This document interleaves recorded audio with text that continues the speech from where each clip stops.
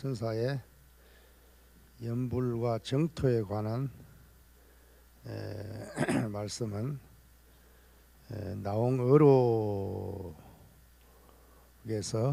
4편 정도가 나와 있고, 그리고 그 가사 형식으로 된 완주가 서왕가, 그리고 독립된 장편 가사로 이루어진 승원가에서 찾아볼 수가 있죠.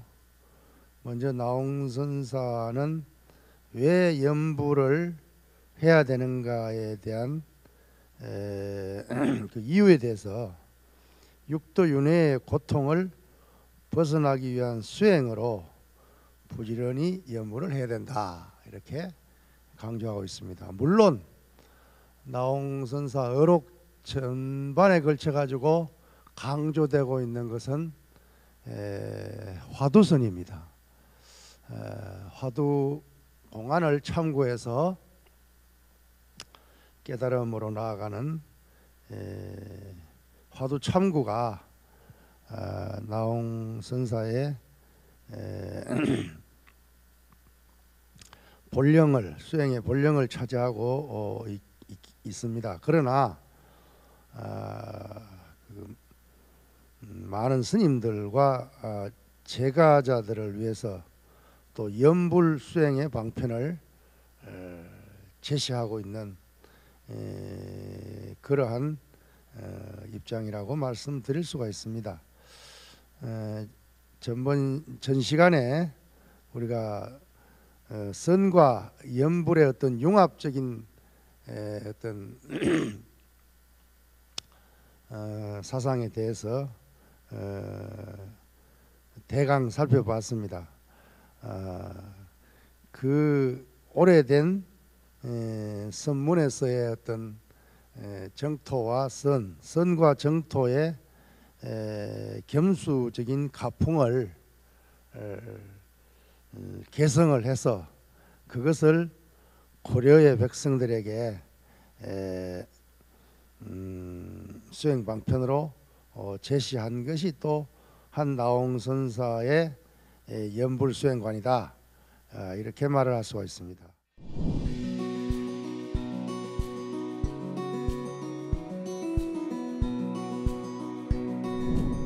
육도윤회의 고통을 벗어나기 위한 수행 방편으로서의 연불을 권장하면서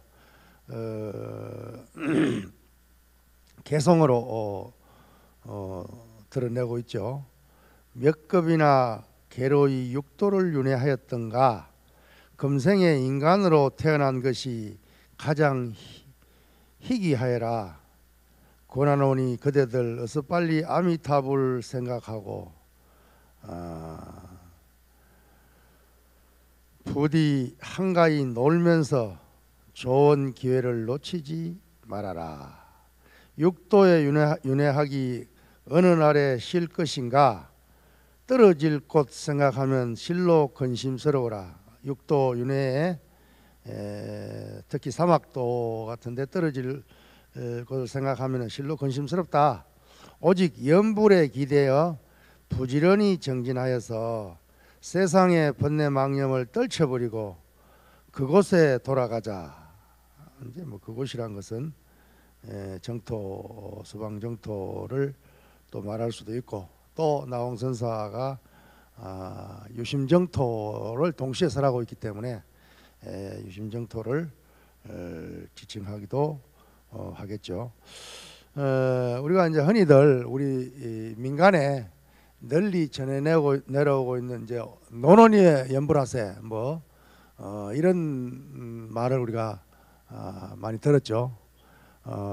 이 말이 바로 나홍선사의 어떤 가사, 어떤 시가로부터 시작되고 있다는 것을 우리는 볼 수 있습니다. 서왕가에 보면은 한문으로 한취연불이라고 나와 있습니다. 이 한취연불이란 말이 우리말로 옮기면 노는 입에 연불하세, 이 뜻입니다. 한가할 한자에 취는 주둥이 취자입니다. 주로 이제 새의 부리를 이야기할 때 이 취자를 많이 쓰지만은 사람의 그 입을 이야기할 때도 취라는 말을 쓰죠.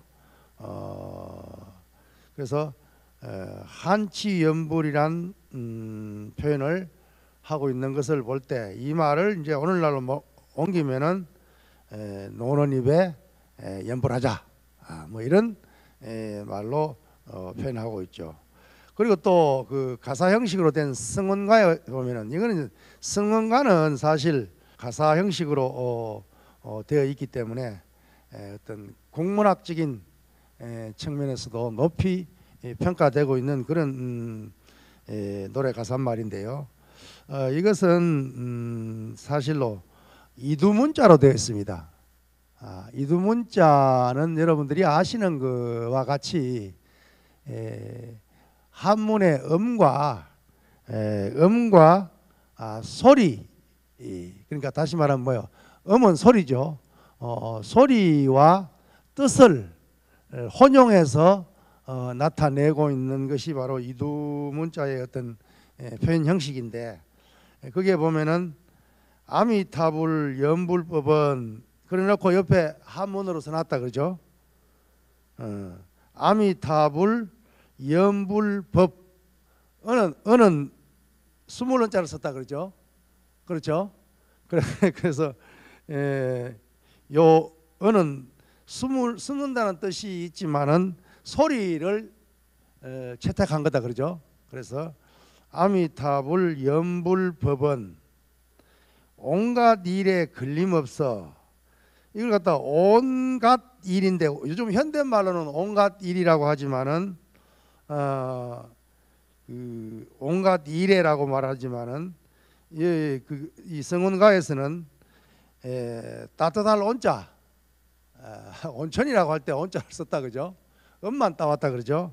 그리고 온갓이라고 쓰지만 이건 이제 가짜로 음을 따가지고 온가, 이는 일사자인데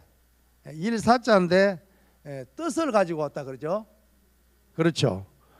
일에 애자는 이게 그 뭐랄까요, 낭떠러지 애자인데 온가 사에 그랬지만 온가 일에 걸림없다 했을 땐 이 걸림없다는 그 걸림인데, 걸은 또 이게 뜻으로 이야기했습니다. 그렇죠? 걸림, 또 림자는 또 임한다는 임자를 써가지고 이 참 굉장히 재밌어요. 이거 이두문자로 표현한 게. 그래서 걸림 없이 할 때는 업자는 또 일업자를 써가지고 뜻으로 이야기하고, 없어라는 말은 우리 현대말로 하면 없어 어자를 쓰지만은 그냥 소리 나는 대로 선역 서자를 쓰고 있다 그러죠. 이래 가지고 성속남녀 물론하고 유식무식 기천간에 소업이라는 하는 일, 그런 뜻이요. 하는 바 일을 패치 말고, 그만두지 말고, 그 말이에요. 일하면서, 그 말이에요. 소업을 패치 말고 하는 것은 자기가 하고 있는 바의 일을 그만두지 말고, 패하지 말고, 농부거든 농사하며, 그 뒤에 나오는 말이 뭐예요? 노난 입에 아미타불, 이랬단 말이요. 그 뒤에 보면 논다는 뜻을 갖다가 놀 유자를 썼다 그러죠. 이건 뜻을 가지고 왔다 그러죠. 그렇죠? 난자는 또 음을 가지고 왔어요. 어려울 난자를 가서 왔어요. 이 구자는 입구자다 그러죠. 또 뭘 가져왔습니까? 뜻을 가지고 왔다 그러죠. 애자는 저 위에처럼 똑같이 애자를 가지고 왔고, 아미타불은 그대로 아미타불 쓰고 있단 말이에요. 그러니까 이걸 갖다가 한문 그대로 읽으면은 유난구의 아미타불이지만은 이두문자로 읽으면은 논한 입에 이래 되는 겁니다. 이 됐어요? 그러면 결국 뭐요? 농부는 농부대로 농사 지으면서 그리고 어떤 일에 종사하든 간에 그 업을 폐기하지 말고 놓아두지 말고 일하면서 그 말이에요. 그러면서 아무리 농사를 짓더라도 입은 놀고 있잖아요. 그래 안 그래요? 옛날에 좀 농사를 주로 하고 설사 뭐 공장에서 일하더라도 또 사무실에서 사무를 보더라도 입은 놀고 있잖아요. 입은 뭐 지금 제가 강의를 하고 있다고 한다면 입이 놀고 있지 않다 그러죠. 이러면은 이제 소리 나는 칙명연불은 안 되겠지만은 참구연불이나 혹은 뭐요? 연불화두법으로 혹은 관상연불로는 가능하겠죠, 그렇죠? 그러니까 어쨌든 간에 나홍 스님이 말하는 저 한치연불이라고 한문으로 표현한 거나 밑에 이두문자로 말한 논한입의 아미타불 그 뒤에도 계속 나옵니다. 직녀거든 길삼하며 직녀 배자는 아랑내거든 길삼을 하면서 논한입의 아미타불 금생에 이타하고 이타란 것은 뭐 재밌게 썼다 그죠? 금생에 이타하고 고자를 갖다가 애고자를 썼어요. 금생에 이타하고 행주자와 이어하며 이자는 또 이제 귀자를 썼다 그러죠. 이어하면 행주자와를 쉬지 않고 이어서 한다 그 말이에요. 무슨 말 이해가 되죠? 행주자와 이어하면서 후생 극락 어려울까? 다음 생에 극락세계에 태어난 것이 어렵겠는가? 많은 즉 육자연불 남아미타불 6자다 그러죠? 적은 즉 뭐예요? 4자연불이다 그죠? 4글자 아미타불만 하는 거. 저 중봉 명봉 스님은 부모 미생전 본래 면목을 나무아미타불 6자 육자연불을 하면서 동시에 본래 면목을 참고하라 그랬잖아요. 전번 시간에 이야기했잖아요, 그죠? 그리고 그 제자인 천녀유칙 선사는 뭐라 그랬습니까? 육자 스승은 육자지만 제자는 사자연불이다 그죠? 아미타불을 부르면서 아미타불을 그대로 참고하라고 이렇게 나옵니다. 그러니까 아미타불이라는 부르는 연불 그대로가 화두가 된다 이 말이에요. 그래서 지금도 이제 연불 수행을 많이 하는 특히 이제 연불 시수를 가장 많이 어떤 참고하고 있는 중국이나 대만이나 홍콩이나 이런 데를 가보면은 뭐랄까요? 육자 연불하는 사람들이 있는가 하면은 또 아미타불이나 사자 연불을 하는 사람들도 대단히 많습니다. 그러니까 이거는 자기 이 기호에 따라 가지고 남아미타불을 하든지 아미타불을 하든지 뭐 이거는 상관이 없지 않나 이렇게 생각을 합니다.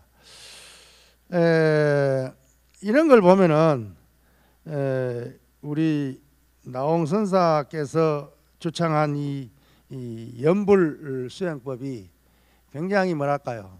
오늘날까지도 어떤 우리 민간에 이렇게 우리 어릴 때는 이 말을 참 많이 했어요. 우리가 젊을 때는 그 할머니들 노보살님들이 논언입에 연불해라 뭐 이런 소리를 갖다가 웃으면서 굉장히 많이 했는데 요즘은 이런 말도 이제 좀 굉장히 뭐랄까요? 사용하는 사람들이 별로 없죠. 왜냐하면은 우리 요즘 젊은 세대들이 이 애것을 개성하는 면에서는 어떻게 보면 좀 전통을 고수하는 면에서는 좀 약하죠. 그런 면에서 이런 말을 듣기가 좀 어렵지만 30-40년 전만 하더라도 뭐랄까요? 논언입에 연불해야 된다. 이런 말을 어떤 진실된 말로도 하고 또 농담조로도 많이 했던 말입니다.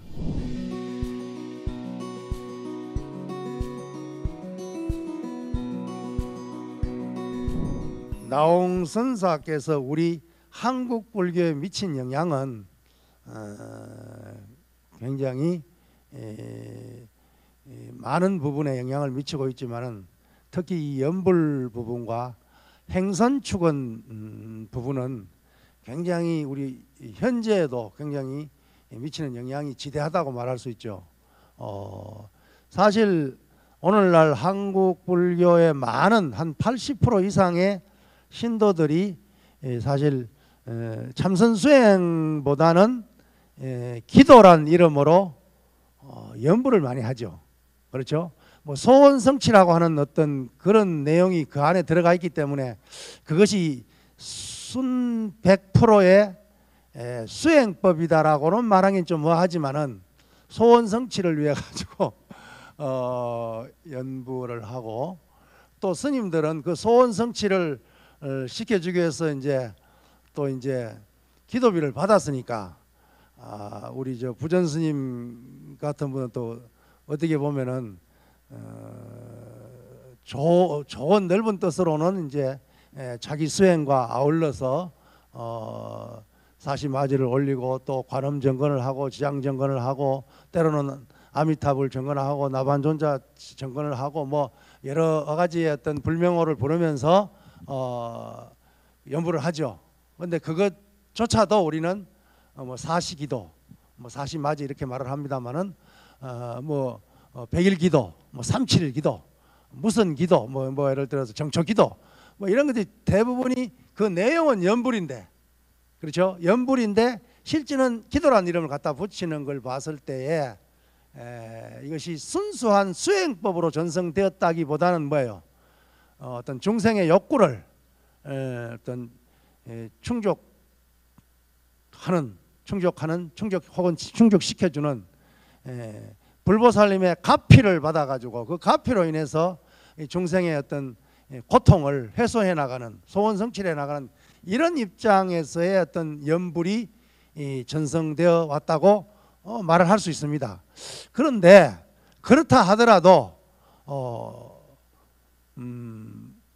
연불법은 이 시대에 우리와 어떤 동시대에 굉장히 많은 불자들이 연불을 하고 있기 때문에 이것을 이제 소원 성취도 물론 해야 되고 좋은 기도로서의 연불도 좋은 일이죠.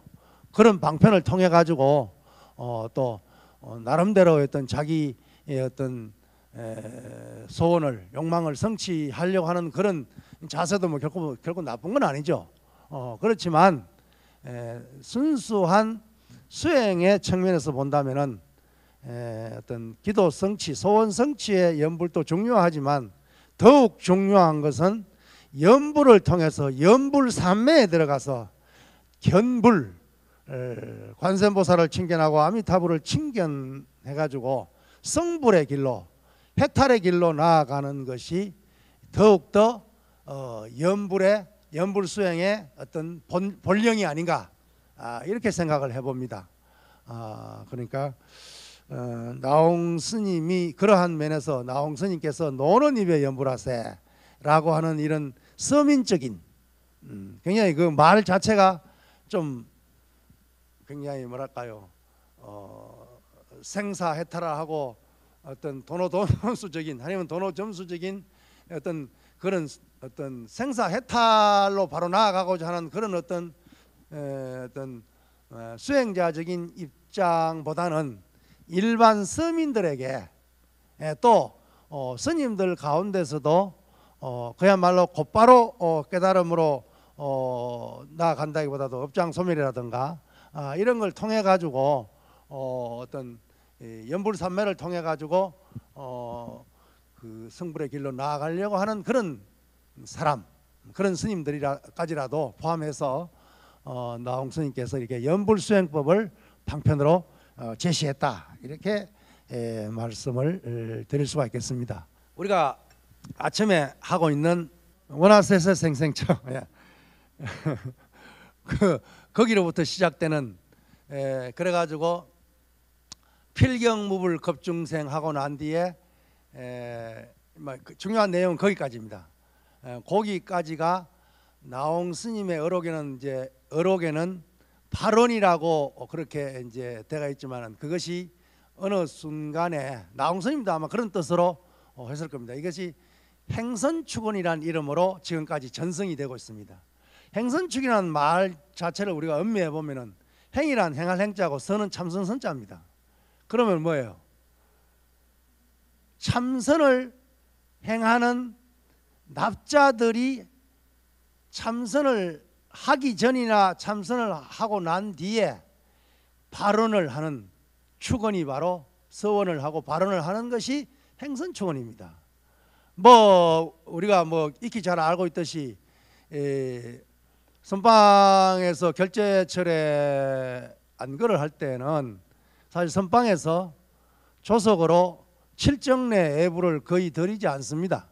특별한 경우를 제외하고는 그냥 죽비 3배를 하죠. 그래서 오로지 앉아가지고 일대사를 공부하는 그런 계련한 모습을 우리가 사실은 보이고 있죠. 그런 면에서 보면 아까 선의 종지가 뭐라 그랬어요? 견성, 성불, 요익중생이라 그랬잖아요. 원효 스님의 버전으로 말하면 뭐라 그랬어요? 귀일심원하고 요익중생하라 그랬잖아요. 그렇지만 결국 지금 현재 우리들 선방에서의 어떤 선수행자들의 모습은 요익중생보다는 뭐예요? 견성성불에 경도대가 있다는 것이 이것이 오늘날 우리들의 모습뿐만 아니라 어떤 달마로부터 내려오는 선의 전통이 굉장히 요익중생보다는 뭐요? 견성성불에 치우쳐 있다라고 하는 것이 옛날부터 내려오는 평가입니다. 그게 그렇다 보니까 중국이 되었든 우리나라가 되었든 일본이 되었든 아마 그거는 다 마찬가지일 겁니다. 그러한 이제 입장에 있는데 그런 어떤 전성이 오늘까지 이제 내려오다 보니까 참선하는 어떤 납자들이 요즘도 안거의 조석 애부를 지신기명내로부터 시작해서 칠정내로 이렇게 나가는 것이 아니고 죽비삼타로서 이제 애부를 간략하게 올리고 좌선에 바로 들어가는 이러한 입장이 그런 면이 아닌가 이렇게 생각하죠. 그렇다 보니까 다시 말하면은 모든 대부분의 선원에 이렇게 이제 모신 어떤 상이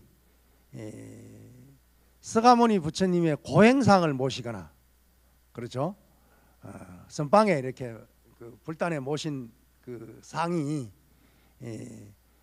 그 달마 스님의 상이거나 부처님의 고행상이거나 아니면은 대부분이 문수보살 지혜를 상징하는 문수보살상을 많이 모셔요. 실제로 그렇다 보니까 그 문수의 지혜를 구하는 쪽이 견성성불이라고 생각하고 요익중생이 보현행원을 실현하는 그런 입장이라고 한다면은 문수의 지혜를 구하는 쪽에 경도되어 있다 보니까 보현행원에는 좀 뭐랄까요 덜 주의를 기울이는 그런 입장이 없잖아 있다. 이것을 아마 우리 나홍 선사께서 간파하신 것 같아요. 그래서 오늘들 우리들 하고 있는 이 행선축언을 선언의 어떤 그 선의 사상 내지 선의 실천으로 그것을 도입해 가지고 참선 수행자들에게 꼭 이 행선축언을 하도록끔 그 행선축언의 내용이 대단하잖아요, 그죠? 이 행선축언은 중국 불교도 없고 일본 불교도 없습니다. 그리고 뭐 인도 남방 불교는 또 말할 것도 없고 오직 우리나라에만 있는 내용인데 이것이 나홍 선사가 특별히 이 선수행자들에게 간곡하게 당부하는 보현 행원을 문수의 지혜와 보현 행원을 동시에 추구하라는 의미에서 행선 축원의 내용을 간절하게 서원을 하라. 뭐 이건 여담입니다만은 저는 그래서 용성선언에 그 부처님 모실 때 문수보살을 모시지 않고 보현보살님을 딱 모셔다 놨습니다.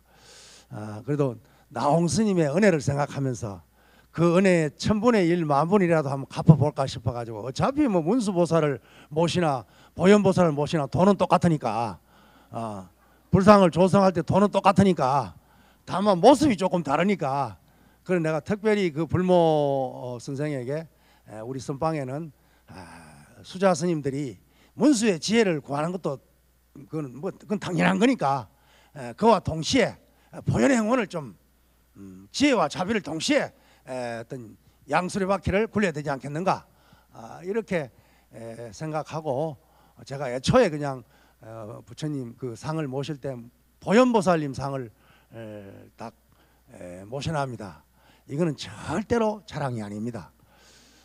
그래서 그러한 정신이 제가 개인적으로 생각해 봤을 때 대단히 어떤 선수행자들에게 중요하지 않는가 이렇게 생각을 했어요. 그래서 여러분들도 어떤 화두 수행을 통해서 혹은 연불 수행이나 주력 수행이나 어떤 위파사나 수행이나 어떤 이런 수행을 통해 가지고 어떤 해탈 열반의 길을 다시 말하면 견성성불의 길을 간다고 했을 때 이게 이제 발심이라는 그 자체가 전번 시간에 이야기하기를 어떤 지혜를 얻는 깨치는 것만이 아니라 사홍서원에서 이야기하고 있듯이 일체 중생을 가없는 중생을 다 건지겠다고 하는 이런 어떤 요익 중생까지도 포함해서 발심이라고 이야기했듯이 선수행 납자들이 이러한 정신이 들어 있다고 한다면은 그냥 좌복에 앉는 것이 아니라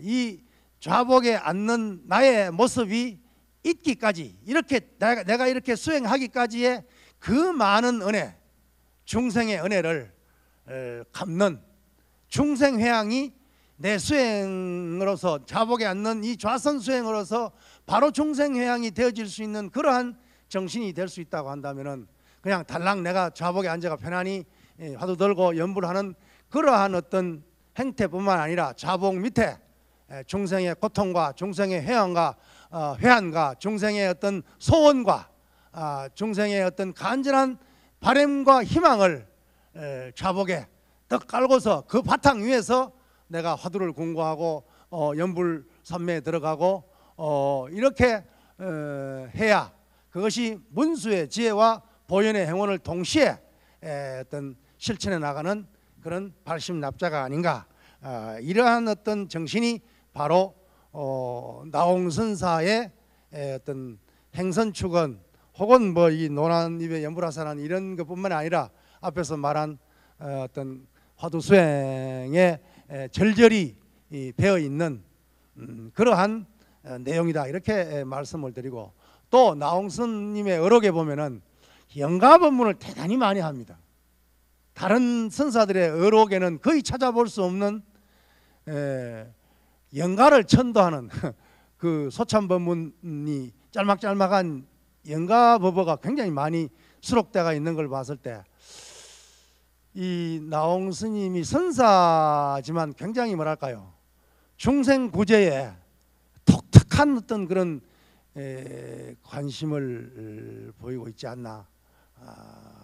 스님들이 돌아갔을 때 어떤 천도법어라든가 뭐 예를 들어서 뭐 공주나 옹주 또 뭐 고관대작 일반 서민에 이르기까지 어떤 영가에 대한 천도법어를 굉장히 많이 수록하고 뭐 굉장히 많은 정도가 아닙니다. 굉장히 분량이 많습니다. 그걸 가지고 유추해 봤을 때 굉장히 뭐랄까요 영가의 어떤 천도의 중요성이랄까요 아니면은 살아있는 중생이든 저승에 가 있는 어떤 중생이든 간에 죽어있는 중생이든 간에 중생을 구제한다고 하는 그러한 어떤 보현 행원이 굉장히 투철한 나홍 사상으로 전개되고 있다는 것을 우리는 동시에 파악을 할 수 있습니다.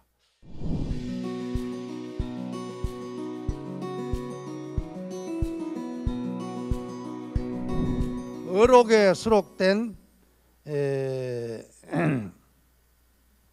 그 이야기를 보면은 이런 말이 나와 있습니다. 누이 동생이 한 분 있었는데 편지가 왔습니다. 오빠 너무 보고 싶어요. 출가한 오빠. 그러니까 출가하고는 한 번도 못 봤으니까 너무나 보고 싶어가지고 사무치게 보고 싶어 편지를 보냅니다. 그 편지에 답하는 답장 편지가 나홍 어록에 실려 있습니다.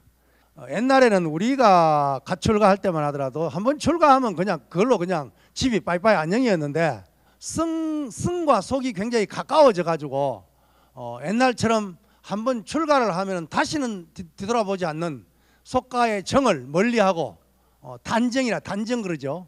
정을 끊어버린다 그 말 아니요? 정을 끊고 수행에 몰두하는 그런 풍토였지만 가풍이었지만 지금은 뭐요? 성속이 우주가 한 집안인데 옛날처럼 우리가 그런 어떤 단정의 시대를 사는 것이 아니라 뭐예요?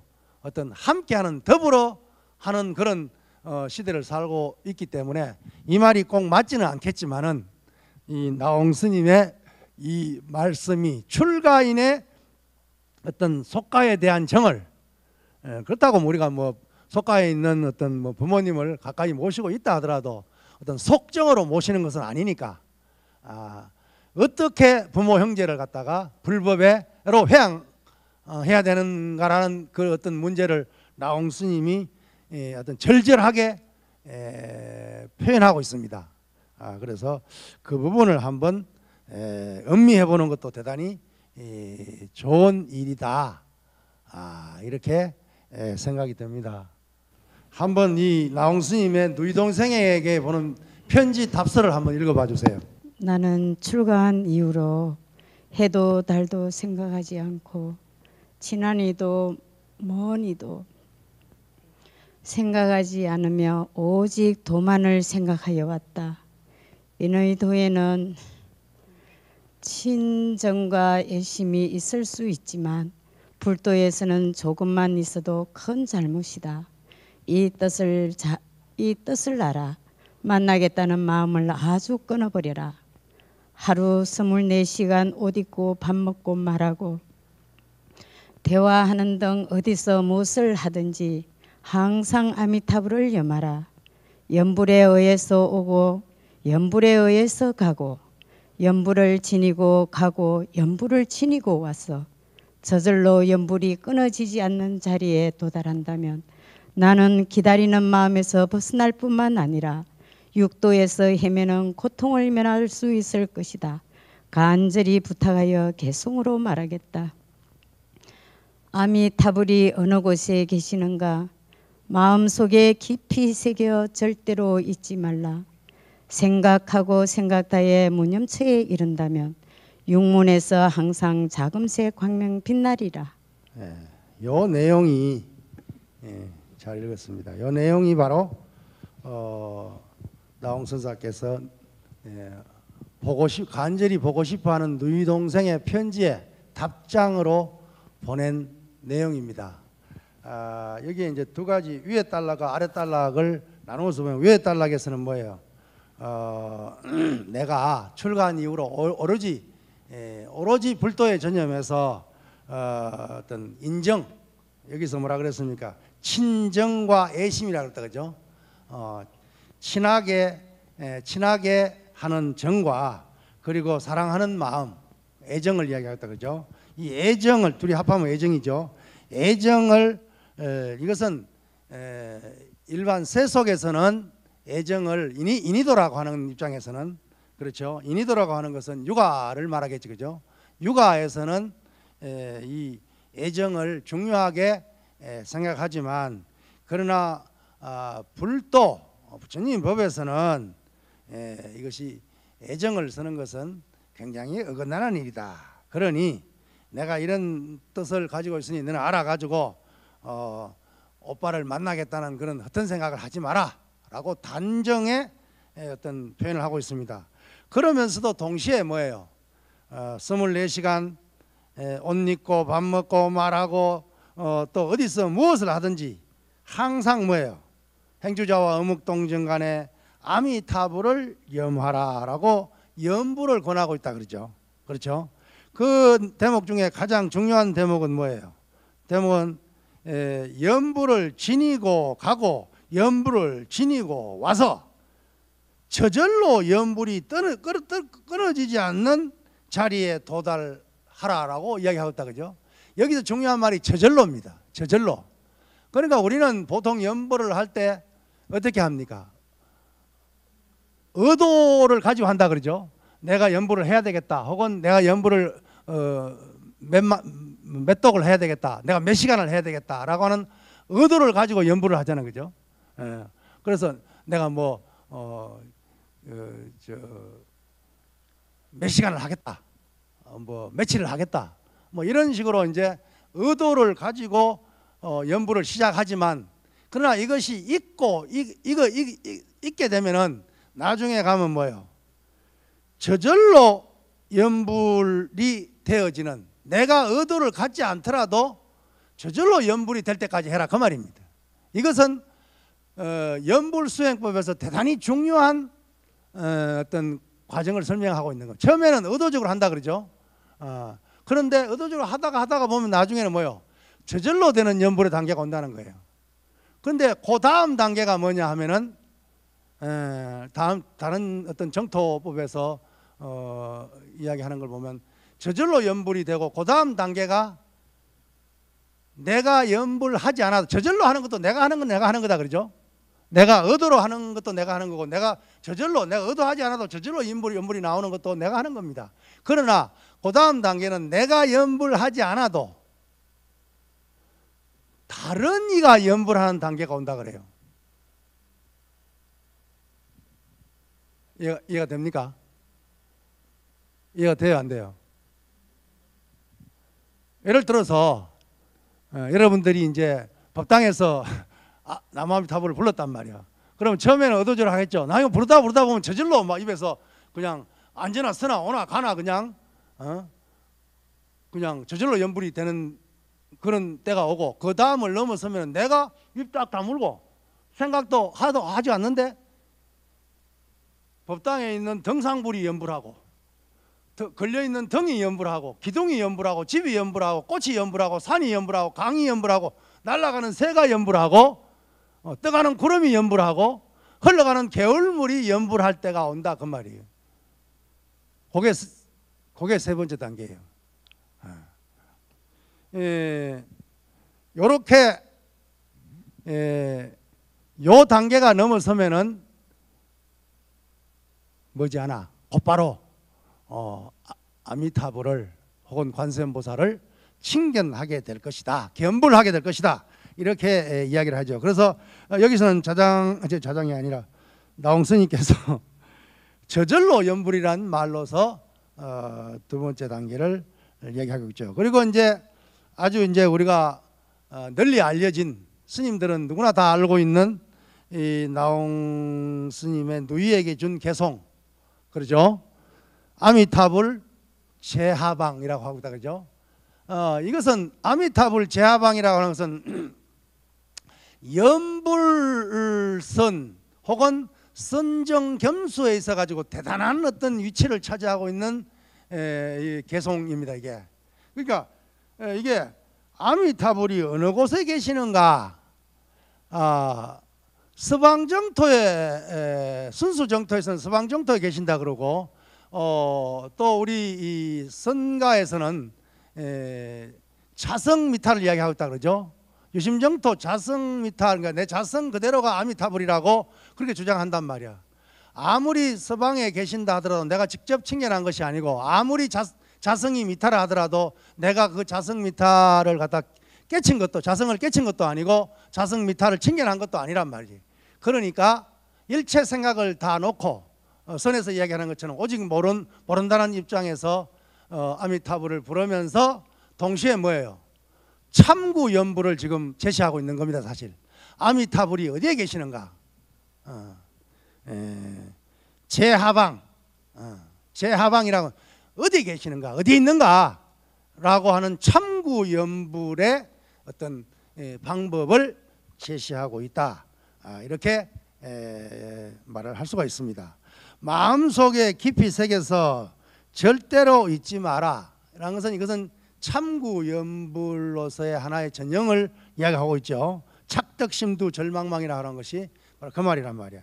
그리고 제3구가 중요하다 그러죠. 염도 염궁 무념처, 무념처. 이것이 아까 뭐예요? 처음에는 의도적으로 하다가 두 번째는 뭐라 그랬어요? 저절로, 세 번째는 내가 연불을 하지 않아도 다른 이가, 다른 바깥에서 연불을 하는 단계고, 마지막 단계가 뭐예요? 무념처, 안과 밖이 다 끊어져 버리는 무념처에 이르게 되면은 그러면 이제 다 한 거예요. 이제 육문에서, 육문에는 뭐야? 안이비설신이다, 그죠? 내 몸과 마음에서, 그 말이에요. 육문에서 항상 뭐예요? 자금색 광명이 빛나리라. 이것은 뭐예요? 아미타불이 저 서방에 있는 아미타불을 신견한다는 말도 되겠지만, 동시에 뭐예요? 내 자성의 미타가 밖으로 드러난다, 그 말이에요. 더 쉽게 말하면 뭐예요? 아미타불을 부르고 무념처에 이르게 되면은 결국 뭐예요? 내가 아미타불이 된다, 그 말이에요. 이해됐습니까? 이게 바로 자성미타에서 주장을 하고 있는 뭐예요? 자성의 입장에서는 견성이고, 그렇죠? 어떤 참구 연불의 입장에서는 뭐예요? 견불이 되는 거란 말이에요. 그래서 견성이 곧 견불이란 말이 이 개성에서 지금 설해지고 있는 것입니다. 그래서 이 개성은 우리가 그냥 그냥 늘 외우는 개성이지만은 대단한 어떤 그런 연불사적인 참구 연불, 또 어떤 선정상수의 입장에서 대단히 중요한 어떤 그런 어떤 사상으로 사상을 담고 있는 개성이다. 여기서 말을 하고 있습니다. 여기서 우리 나홍화상의 연불관이 기본적으로는 유심정토의 바탕을 두고 있음을 알 수 있다. 그렇죠? 충분히 알 수 있죠, 그렇죠? 아미타불이 멀리 서방정토에 계신 것이 아니라 바로 안이비설신의 육문에 존재하고 있다라고 하는 것을 설하고 있습니다. 그리고 나의 몸과 마음, 육문이 아미타불이 되기 위한 연불 수행의 방법으로 연불에 의해서 오고 연불에 의해서 가고 저절로 연불되어지는 경지, 즉 생각하고 생각이 대하여 무념처에 이르는 이런 과정, 연불의 네 가지 과정을 제시하고 이것을 우리들에게 일러주고 있습니다. 그렇게 해야만 친정과 예심의 과보로 만들어낸 육도윤회의 고통을 면할 수 있다라고 하는 것이 나홍선사가 누이에게 보낸 이 답서에 고스란히 담겨 있습니다. 그래서 이제 우리도 이제 속가 친구나 뭐 속가의 부모 형제나 어떤 그런 인연에게 문자를 보내거나 편지를 쓰거나 어쨌든 할 때 이런 나홍 스님의 어떤 이 답서가 그냥 어떤 모범 답안이 된다, 이렇게 말할 수가 있죠. 그래서 이것은 참구연불의 성격을 나타내고 있는 것이다. 이때 참구연불은 화두참구와 마찬가지로 생각이 끊어진 자리에서 이루어지게 되는 것이다. 여기서 선의 견성과 정토의 견불이 일치하게 되는 것이다. 이렇게 말을 할 수가 있죠. 나홍선사의 이러한 정토관은 그의 많은 개성에서도 분명히 드러나고 있습니다. 그래서 여기서 영창대군에게 주는 개성에서도 또 이렇게 말하고 있습니다. 한 생각에 잊을 때 밝고 분명하니 아미타불 다른 가양에 있지 않네. 다른 곳에 있지 않네. 온몸이 앉고 눕거나 다 연꽃 나라요. 곳곳마다 극락당 아님이 없네. 그 원문을 한번 봅시다. 일념망시 명료료 미타 부재 별가향 통신자와 연화국 처처무비 극락당. 아주 이거 아름다운 개성입니다. 이건 우리말로 해석한 것보다도 한문의 원문을 읽으면 더 아름다운 개성이 되는데, 여기서 우리가 중요한 것은 뭐예요? 통신자와 연화국이란 말입니다. 온몸이, 통신이란 말은 온몸이잖아요, 그죠? 내 온몸이 앉거나 눕거나 가거나 오거나 그대로가 뭐예요? 연화국이란 뭐예요? 극락정토다 그 말이죠. 그리고 처처가 가는 곳마다 이러는 곳마다 극락 아닌 곳이 없더라. 이렇게 아름다운 개성으로, 아름다운 시로 표현하고 있습니다. 또 연불하는 사람에게 주는 개성에서 또한 이렇게 노래하고 있죠. 차성미타 하처제. 여기도 똑같이 하처제라고, 하처라고 하는 어느 곳이라고 하는 어떤 참구의 형식을 빌리고 있죠. 시시염염 불수망 막자입니다. 이게 막연 일일 여망억 물물두두 불복장이다. 자성의 아미타 부처님이 어디에 있는가? 언제나 생각마다 잊지 말지니 잊지 말아라. 어느 날 호련히 생각이 멈추면, 생각이 끊어지면 그 말이죠. 생각이 끊어지게 되면 물건 두두물물이 물물마다 감춤이 없다. 두두물물이 다 아미타다 그 말입니다. 내 육문뿐만이 아니라 세상의 두두물물이 다 그대로 아미타가 되는 경지가 온다. 연불을 하려고 하거든 이렇게 해라. 이렇게 이제 어떤 간절한 마음으로 이야기하고 있죠. 자, 그러면은 나홍선사의 정토 연불과는 말법사상과 관련하여 서방정토에 태어나기를 발언하는 백년사 계열의 참법 연불과는 차이가 있다. 앞에서 살펴본 바는 그렇다, 그죠? 백년사 계통에는 아까 원묘 요세선사의 강진 백년사라는 절에서 행하고 있는, 원묘 요세선사가 행하고 있는 천태 계열의 천태종 계통의 백년결사를 이야기하고 있다, 그러죠? 거기에서 서방정토의 구법왕생이라 이야기했다, 그죠? 서방정토에 태어나기를 발언하는 백년사 계열의 참법 연불과는 차이가 있다. 오히려 수선사 계통, 보조 진울 스님의 수선사 계통의 유심정토 자성미타의 사상에 맥락이 다 있다라고 말할 수 있고, 또 몽산덕이 스님의 뭐예요? 몽산덕이 스님의 참구 연불 내지 연불 화두에 오히려 더 가깝게 다가가고 있다, 이렇게 말할 수 있는. 심지어 완주가에서는 연불할 필요가 없다라고 말하면서 연불보다 참선 우위를 드러내기도 하고 있단 말이지. 그 개성을 보면 아침에는 죽 먹고 제할 때는 밥 먹으며, 때는 아니고 때는입니다. 제할 때는 밥 먹으며 피곤하면 잠자기에 어긋남이 없어라. 어긋남도 그것이요 바람도 그것이라. 애써 입을 열어 미타를 염할 필요가 없다.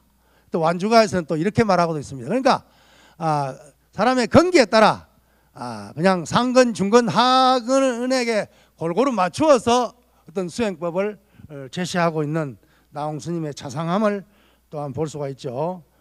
다른 한편으로는 나홍스님께서 말법 중생의 건기에 따른 방편으로 서방정토에 왕생하기를 권장하는 이 그 백년사 계통에서 이제 원묘 원묘 요세선사가 제1세인데 몇 세가 내려가면 운묵무기라고 하는 선사가 나옵니다. 이 운목무기선사는 또 굉장히 뭐랄까요? 이 그 연불정토를 또 주장합니다. 그래서 보면은 정토에 왕생하기를 권장하는 백년사 계통의 운목무기 선사가 주장하고 있는 연불정토를 나홍선사가 또한 주장하기도 하고 있다. 서왕가와 승원가에서 이와 같은 정토관을 피력하고 있다. 서왕가는 한글 고로 되어 있고 아니 한글이 아니고 한문 고로 되어 있고, 승원가는 이두문자로 표현되어 있다. 승원가는 부처님께서 49년 설법에서 이고등락의 길을 보였지만 오타각세의 말법시대에 태어나 그 죄가 업장이 무거운 까닭에 연불이 유익하다고 하는 내용을 수록하고 있는 가사문학이다, 이렇게 말을 할 수가 있죠. 서왕가는 이미 청정한 불성과 항아사와 같은 공덕을 갖추고 있지만 말법으로 말미암아서 서방왕생은 더욱 멀어지고 지옥은 가깝다는 내용인데, 그 일부를 살펴보면 이렇게 나와 있습니다. 연불하지 않는 중생들아, 몇 생을 살려고 속세의 일들만 탐내고 집착하여 애욕에 잠겼느냐. 하루도 12시간이요 한 달도 30날인데 어느 날에 한가할 것인가. 청정하고 자비로운 부처님의 성품은 사람마다 가졌거늘 어느 날에 생각하며 항사 공덕은 본래 부족한들 어느 때에 내었을까. 극락세계는 멀어지고 지옥은 가깝구나. 삼계윤회를 어느 날에 그칠까.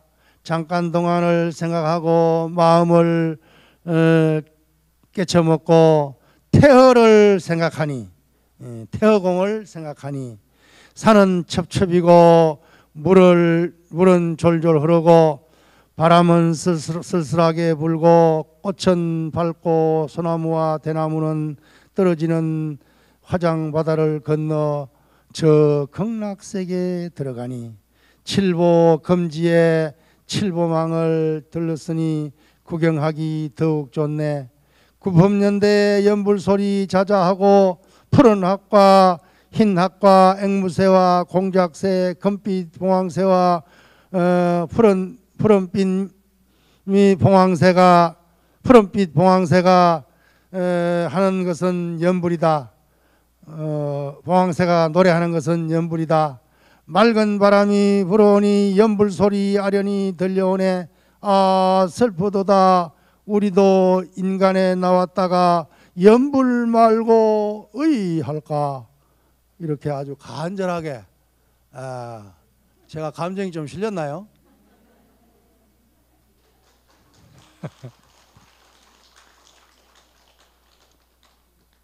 연불이 됐든 뭐 참선법문이 됐든 법문은 그냥 신이 납니다. 그냥. 그래서 이 서왕가와 승원가에서 나타난 연불사상은 시대와 건기에 상응한 방편을 세워야 되고, 또 시대에 맞는 가르침은 서방정토를 향한 연불문이다. 이 연불문이 이 말법 시대에 더 유효하다, 이런 내용을 설파하고 있습니다. 그러니까 정통 화두선을 통해서 어떤 깨달음에 이르고, 그 깨달음에 이르렀음에도 불구하고 화두 참선법을 제1의 어떤 수행법으로 내세우면서도 이 말법의 고통세계 속에서 헤매고 있는 많은 중생들을 위해 가지고 이렇게 어떤 유심정토 자성미타의 어떤 그런 수행법도 제시하면서 아울러 칙명연불을 통해 가지고 서방 극락세계에 왕생하는 이러한 다양한 어떤 건기로서의 어떤 수행법을 제시하고 있다는 것이 바로 나홍 스님의 연불 사상에 드러나 있는 그런 어떤 뭐랄까 연불선의 모습이다. 이렇게 말씀을 드릴 수가 있습니다.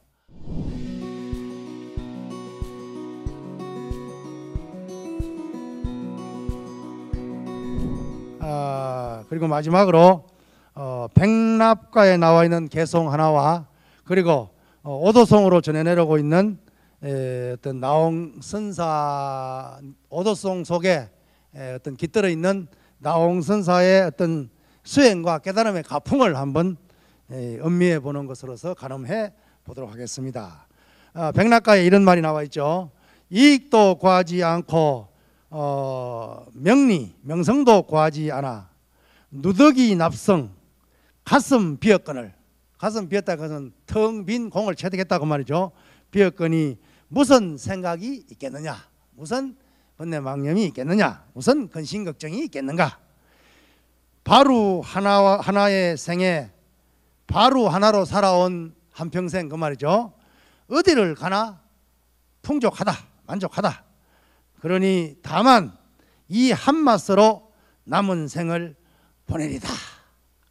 이렇게 저도 한때 이 백낙가 이 구절에 그냥 뿅 가가지고 그냥 저 깊은 산속에 들어가가지고 그냥 이렇게 누더기 하나로 그냥 참선하면서 세상을 보낼까 이렇게 또 이제 흉내 내는 마음도 내본 적이 있었습니다.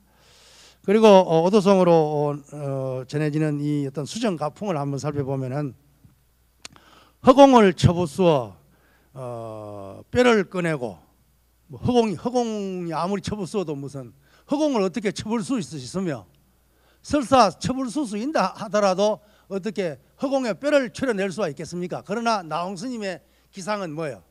허공을 타파하고 뼈를 거기서 어떤 허공에 어떤 등골뼈 갈비뼈를 갖다가 추려낸다 그 말이에요. 이런 기상을 가지고 있단 말이에요.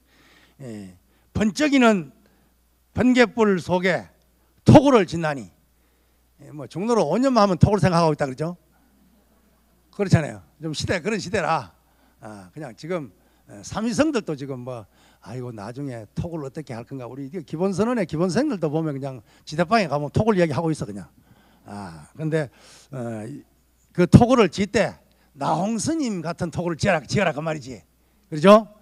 번쩍이는 번갯불 속에 토굴을 짓는다. 멋있는 토굴이다 그죠? 토굴을 지으려면 이 정도 토굴은 지어야지. 그렇죠? 이게 임재가풍입니다. 이런 어떤 나홍 스님의 사상을 갖다가 정통 임재가풍을 개성하고 있다 이렇게 말하는 거예요. 임재가풍이 대기대용에 번개불에 콩튀게 먹는 그런 가풍이거든. 그러니까 임재 스님은 사실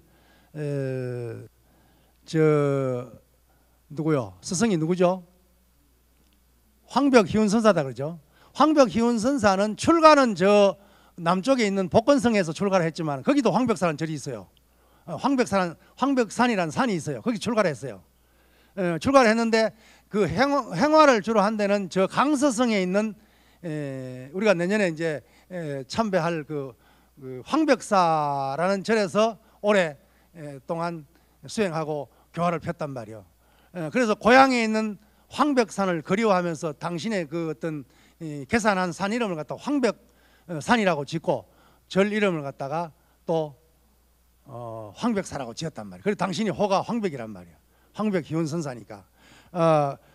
이분의 어떤 그 기봉이 굉장히 뭐요? 날카롭다 그랬잖아요.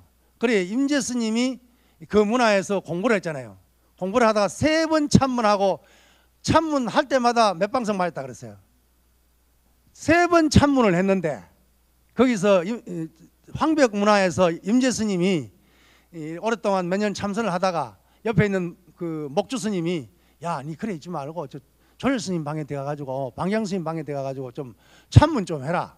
불법의 대의가 뭐니 좀 물어봐라. 그러니까 나는 물을 거 별로 없는데 그래도 네가 봐라. 그래 시킨 대로 들어가가지고 그냥 절을 3배 올리고 딱 그냥 불법의 적격 대의가 뭡니까? 말 떨어지자마자 주장자를 20방을 때려버렸어. 그냥 20방 때리면은 사정없이 때렸으니까 망신창이가 됐을 거 아니에요. 시큰 두들겨 맞고 나와서 야 뭐라 카드노? 목조스님이 뭐라 카드노? 물으니까 뭐라 했어요? 뭐라 거기는 고사하고 말 떨어지자마자 막 20방 두드려 맞고 나왔습니다. 야, 니 보니까 진짜 많이 두드려 맞았네. 그러면 간병실에 들어가가지고 막 그냥 막 치료해 주는 거예요. 그냥 약도 발라주고 그냥 막 이래가지고 그냥 막 얼르고 달래고 이래 그냥.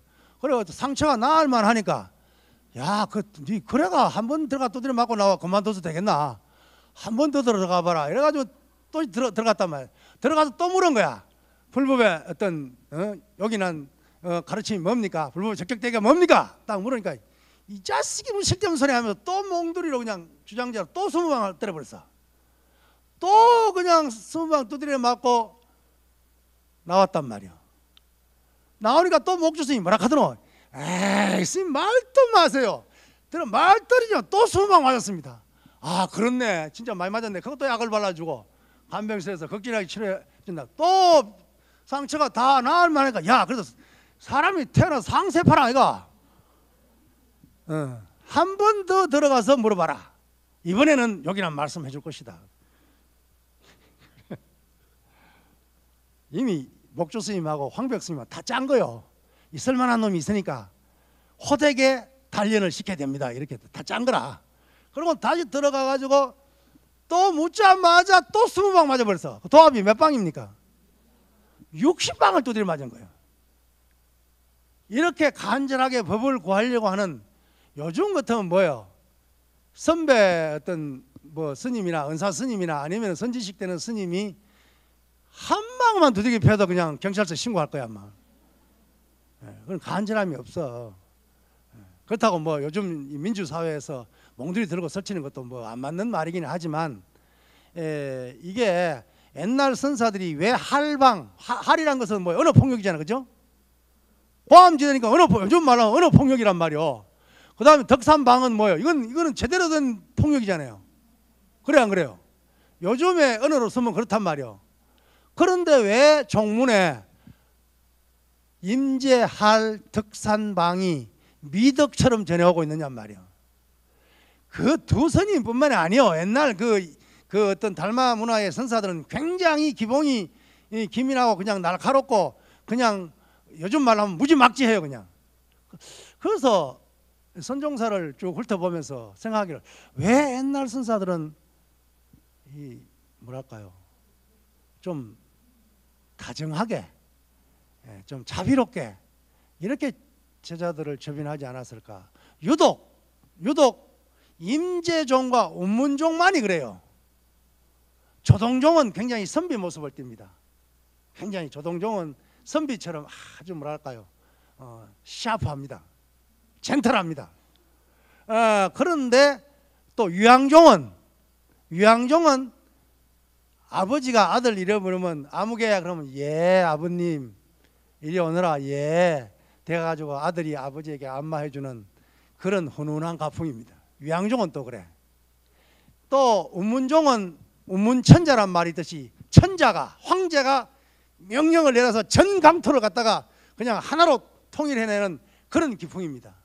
그러니까 그냥 그 임재만큼은 못하지만 거기도 굉장히 뭐랄까요 엄하고 굉장히 이 가풍이 뭐랄까요 엄격합니다.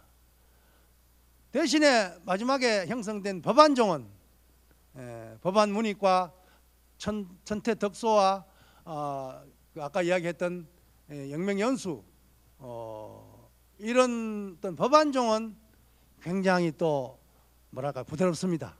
선과 교를 겸수하고 선과 정토를 함께 닦는 굉장히 부드러운 그런 가풍인데 그런데 말이요 우리나라에 지금까지 남아있는 종풍은 그 부드러운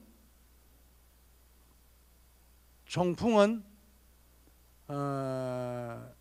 남아있지를 못하고 물론 이제 일본 같은 경우는 조동종이 남아있죠. 그렇죠. 우리나라를 기준으로 한다면은 뭐 중국을 기준으로 해도 마찬가지입니다. 오가종이 거의 뭐 멸절된 그런 문화혁명 시절에 멸절된 그런 어떤 역사를 아픈 역사를 겪고 있기 때문에 그런 것이고, 우리나라는 그래도 일제 강점기의 그 혹독한 시절에도 임제종을 표방하고 임제 가풍을 어떤 선양하고 있는 것을 보고, 지금도 뭐 임제 문화의 몇 대 손이요 뭐 또 이렇게 하고 있는 걸 보면 임제 종풍은 지금도 살아 있다라고 말할 수 있죠. 그런데 왜 이 운문종과 임제종 선사들은 굉장히 뭐랄까요, 요즘 말로 하면 굉장히 폭력적인 그런 어떤 방법으로 접인을 했을까를 곰곰이 생각해 보니까 어떤 인간이 뭐랄까요, 실존적인 입장에서 실존적 수행을 감행할 수 있는 가장 좋은 계기가 신체적인 육체적인 위난을 당했을 때 굉장히 뭐랄까요, 그 어떤 영성이 어떤 각성이 드러나는 그런 경우가 많기 때문에, 여러분들이 아무런 뭐 정신적이 괴롭고 어쩌고 하더라도 정신적은 굉장히 뭐랄까요, 형이상학적인 면이 없잖아 있기 때문에 굉장히 나이브하죠. 그렇지만 여러분들이 만약 내가 어떤 사람이 이 사람에게 뭐 이렇게 정신적인 어떤 괴로움을 주는 거하고 당장 눈앞에 와가지고 샴뜨기 한 방 올려버리는 하고는, 이건 내가 실존의 입장에서 어떤 당하는 그런 확연히 달라질 수가 있습니다. 다시 말하면은 황벽 선사가 임재 스님에게 60방을 때렸다고 했을 때 60방을 두드려 맞은 사람 입장은 그래도 뭐 왜 그렇게 나를 갖다가 한마디 일러주지 않고 60방을 때렸다는 그런 원망은 일체하고 있지 않잖아요. 스승이 다만 그렇게 했기 때문에 그것을 그대로 수용한 거란 말이에요. 수용을 했지만 인간적인 측면에서는, 나의 실존의 입장에서는 왜 때렸을까? 내가 잘못하고도 없는데 왜 두드려 맞아야 되지? 왜 때렸을까라고 하는 그 실존의 문제가 대두될 수밖에 없단 말이에요. 그래서 임제문화를 황벽문화를 떠나려고 합니다. 떠나려고 하니까 목조스님이 또 옆에 와서 또 그냥 이렇게 베이스를 넣는 거예요. 그냥 뭐라고 넣느냐 하면은, 야 그냥 가지 말고 그래 인사는 하고 가야지. 그래도 그 두드려 맞은 것이 그게 뭐 네 미워서 뱉겠나, 니를 가르치려고 하는 깨우침으로 인도하는 간절한 어떤 그런 몸짓이 아니었겠나. 그러니까 인사는 하고 가야지. 이래 놓고는 황벽 스님한테 가가지고 기속말로, 스님 이놈이 간닥하니까 그래도 한마디 마지막으로 해두십시오 이런단 말이에요. 그러니까 들어가서 딱, 야 이놈 저 인연이 없어서 가려고 합니다. 그러니까 야 이놈 어디로 가? 그냥 발 떠는 대로 가겠습니다. 이놈의 자식이 어떤 쓸데없이 그냥 걸망지고 왔다 갔다 한다고 해서 나무래면서 꼭 갈락 하거든. 그 안에 있는 대우에 가라. 대우 선사인데 가거라. 이렇게 이야기해 준단 말이에요. 거기서 이 황벽사에서 그 안에 있는 대우사까지는 차로 한 2~3시간 걸립니다. 요즘 차로 가보면 한 2~3시간 걸리는데, 아마 그때 2~3시간 거리를, 차로 2~3시간 거리를 걸어서 가면 며칠 걸릴까요? 요즘처럼 길 잘 나 있는 그런 걸 생각하면 안 된다니까. 길도 없어. 거기는 그냥 산 넘고 물 건너가지고 그냥 또 그냥 60방이나 두드려 맞은 사이에 무슨 그냥 힘이 있겠어. 그냥 털럭털럭 그냥 뭐 그래 하여튼 수나를 갖다가 그렇게 걸어서 이제 가는 거예요. 이제 대우 스님이 찾아가고 있단 말이에요. 찾아가면서 무슨 생각을 했겠어요? 여러분 같으면 60방 두드려 맞고 가면은 믿었던 스승인데 그래 어디 터지고 가면 무슨 생각했어요? 나는 우리 은사인데 수도 없이 두들겨 맞았어요. 행자 시절부터 3위에 이르기까지. 그래서 하도 많이 맞아 귀 고막이 4번이나 터졌어. 그냥 황벽에 버금가는 가르침을 주신 거지. 그렇죠? 고막이, 임재 스님은 고막 터졌다는 소리는 없어. 다리 쩔룩발이 됐다는 말도 없고 나는 고막이 4번에 터졌어. 그래도 한 번도 원망해 본 적은 없어. 그냥 뭐 업장소멸하는 갑다 이렇게 생각했지. 옛날 우리 때만 하더라도 그래 출가할 때 좀 순수했어요. 내만 해도 그렇잖아요. 요즘 아들 우리 부린이 같은 형인이 같은 아들 내가 한 60방 때려 보면은 우리 내 마상자 승인이라고 있는데 내가 기시찬박이 한번 올려볼 때만 그냥 더 때리십시오. 그 더 때리십시오가 더 때리라는 뜻이 아니고 대드는 거라. 요즘 속간 말로 하면 네 상자니까 네 새끼니까 네가 알아서 해라는 식으로 그냥 들이밀더라고. 그러니까 못 때리겠대. 그것도 이제 더 이상 야 됐다. 나도 우리 은사 스님 흉내 한번 내보려고 하면 빡 있어대고 올려봤거든. 어떻게 나오나. 그게 장난이 아니더구만. 요즘은 풍토가 그래요. 어쨌든 오직 뭐예요? 왜 맞았을까? 왜 때렸을까가 아니고 왜 맞았을까? 라는 이 일념으로 맨날 며칠을 걸어간 거예요. 이게 화두가 돼버린 거지. 다른 생각이 없어. 그냥 한편으로 생각하면 억울하기도 하고, 그렇죠? 인간적인 면모로 생각하면 굉장히 분하잖아요. 이유 없이 맞았으니까. 또 한편으로 생각하면 무한한 자비를 받은 것 같기도 하고, 뭐 종문에 그건 늘 그래 왔던 거니까 그때 풍토가 그러니까 그런 것 같기도 하고 이게 헷갈린단 말이에요. 그러나 왜 맞았을까? 빈대떡 신사도 아니고 말이지. 안 그래요? 그래. 고안에 있는 대우선사를 찾아가가지고 어디서 왔느냐? 황벽 스님 문화에서 왔습니다. 왜 왔느냐? 하니까 그냥 서름이 복받쳐가지고 내가 말이요 3번을 참문했는데 들어갈 때마다 20방을 두드리면 도합이 60방이요.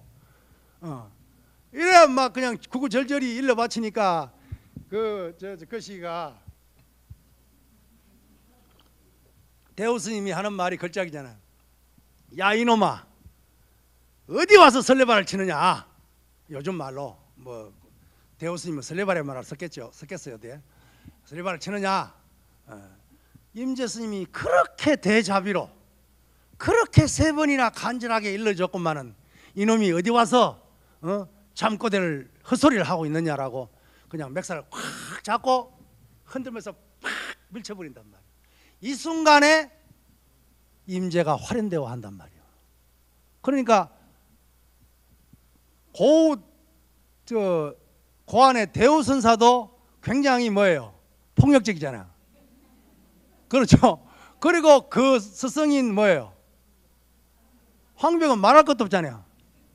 그러니까 이 폭력적인, 요즘 말로 폭력이지, 그때는 대자대비지.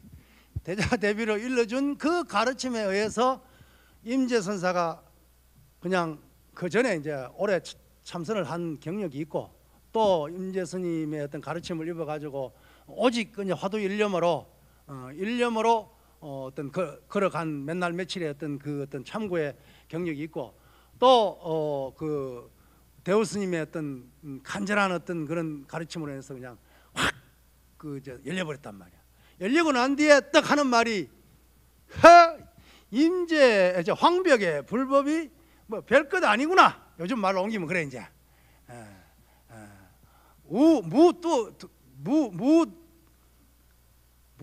다자야 이렇게 이제 그런 말로 되어 있는데 그걸 요즘 말로 옮기면 뭐 황벽의 불법도 별 것이 아니구나.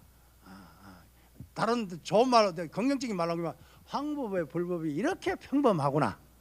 이 평범한 불법을 내가 60방을 두드려 맞고도 내가 깨치지 못했던가라고 하는 독백이었단 말이에요. 그렇게 말을 하니까 또 이 고안의 대우 스님이 말을 하잖아요. 뭐라고 말합니까? 이놈이 조금 전까지만 해도 60방 두드려 맞았다고 구구절절히 와서 울고불고 난리를 지르더니 뭐 황벽의 불법이 별거 아니라고 내 나쁜 놈, 이런 한국말로 욕을 하면 뭐야, 이 호로자식 같은 놈, 이렇게 말을 하면서 너의 애비는, 너의 스승은 황벽이다. 나로 인해서 개호를 했지만 그러면은 직접적인 개호는 누군데 했습니까? 대우선사님 됐잖아요. 지금도 대우사란 절이 있어요, 중국에. 그 황벽사하고 거리가 좀 있긴 하죠. 그래서 대우 스님 문화에 와가지고 개호를 했지만 깨달음을 얻었지만 거기서 요즘 우리들 풍토 같으면은 내 밑에 와 공부해가지고 내 밑에 와가지고 어떤 수행력이 좀 있고 뭐 깨달음을 좀 얻었다 칩시다. 그러면은 어떻게 하겠어요? 여러분 같으면 어떻게 하겠어요? 너는 나의 제자다. 꼼짝하지 마라. 두 손 들어. 이렇게 말할 거란 말이요. 그렇잖아요. 그런데 옛날 선사들은 멋이 있어요. 너의 스승은 너의 애비는 황벽이다. 짤데기 없는 소리 하지 말고 황벽에 돌아가라. 이렇게 말한단 말이에요. 굉장히 멋있잖아요. 이렇게 황벽 이렇게 돌아와가지고 이제 깨달음을 인가받는 어떤 그런 내용은 여러분들 스스로 한번 살펴보시기를 말씀을 드리면서 어쨌든 임재가풍은 굉장히 뭐요? 엄하다. 번쩍이는 번개불 속에 토굴을 짓나니 누가 내 집 가풍을 묻는다면은 이 밖에 다른 물건이 없다고 하리라. 허공을 쳐부수어서 뼈를 찾아내고 그리고 번쩍이는 번개불 속에 토굴을 짓는다는 이 임재 가풍이 바로 나홍선사의 가풍이다. 이렇게 말을 하고 있습니다. 많은 뭐 어떤 과외 말씀을 많이 드렸습니다만은 어쨌든 이 세 번 네 번의 어떤 나홍 스님의 나홍선사의 선사상과 연불관에 대해서 대강 부족하지만 대강 살펴봤습니다. 안에 뭐 재미없는 내용임에도 불구하고 끝까지 자세를 흐트리지 않고 경청해 주신 여러분들에게 감사를 드리면서 뭐 어떠한 인연으로 불의선회에 참석했다 하더라도 여기에서 어떤 초발심으로 돌아가 가지고 이렇게 법납이 많고 법납이 적고 상관하지 않고 비구니를 상관하지 않고 또 나이가 많고 적고를 상관하지 않고 하나가 돼 가지고 안으로 이제 부처님 법을 공부하고 밖으로 어떻게 하면 많은 사람들에게 이익을 줄 수 있겠는가라는 이런 어떤 우리 어떤 선의 종지를 널리 어떤 선양하려고 하는 여러분들의 그 가력한 마음에 저도 이제 뭐랄까요 힘이 좀 전에보다는 많이 쇠잔해 가고 있지만 그래도 여러분들을 보면 또 신심이 나고 그래가지고 열심히 하고 있습니다. 여러분들의 그 한 사람 한 사람의 그 거룩한 모습에 귀합니다. 스님 감사합니다. 네, 고맙습니다. 큰 박수로 스님에게 감사드립니다. 우리 선원장 스님.